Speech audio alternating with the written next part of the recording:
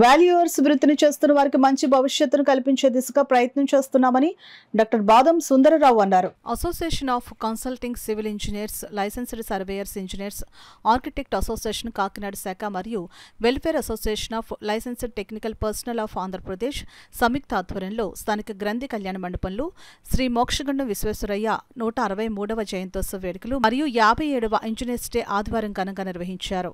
జవహర్లాల్ సాంకేతిక విశ్వవిద్యాలయం నుండి ఇటీవల డాక్టరేట్ పొందిన సందర్భంగా డాక్టర్ బాదంను అపూర్వ రీతిలో సత్కరించారు. ముఖ్య అతిథిగా డాక్టర్ బాదం మాట్లాడుతూ వర్సిటీతో కలిసి పీజీ కోర్సు నిర్వహించుకునే అవకాశం త్వరలో రానున్నదని చెప్పారు. కార్యక్రమంలో తొలుత శ్రీ మోక్షగుండం విశ్వేశ్వరయ్య చిత్రపటానికి పుష్పాంజలి సమర్పించి అతిథులందరూ జ్యోతి ప్రజ్వలన చేశారు.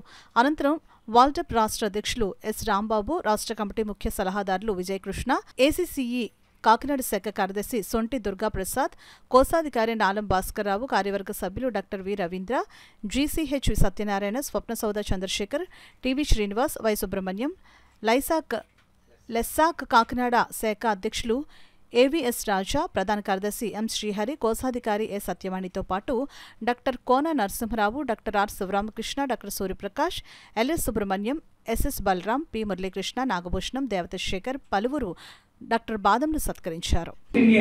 మనకు అందుబాటులోకి రాబోతుంది.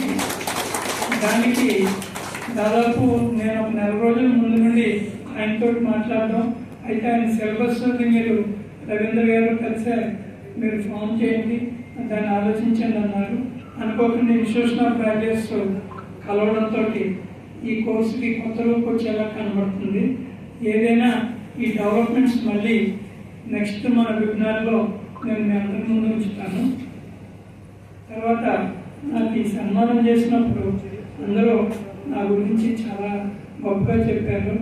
ఇందులో నేను చెప్పదలుచుకున్నది ఏంటంటే, మనం ఏదైనా అనుకుంటే అది సాధించే వరకు నిద్రపోకూడదు.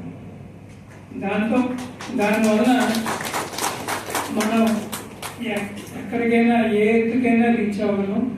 మన ఇక్కడ నాకంటే సీనియర్ డాక్టరేట్ తీసుకున్న వాళ్ళు ఉన్నారు, శివరామకృష్ణ గారు కానీ, లేకపోతే మన నరసింహారావు గారు కానీ, నాకంటే ముందే వాళ్ళు డాక్టరేట్ తీసుకున్నారు. ఇందులో డాక్టరేట్ తీసుకోవడంలో నాకు చాలా ఆలస్యమైందని అనుకుంటున్నాను. ఎందుకంటే ఈ ప్రొఫెషన్లో ఉన్న ఒత్తిడి వలన దాదాపు 15 సంవత్సరాలు పట్టింది. దీనికి మా గైడ్ రవీంద్ర గారు పూర్తి సహకారం వల్ల నేను పూర్తి చేయగలిగాను. గైడ్ సహకారం లేకపోతే మనకు ఆ కోర్సు ఏజ్డే అవ్వదు. ఆయనకి నా ప్రత్యేక కృతజ్ఞతలు.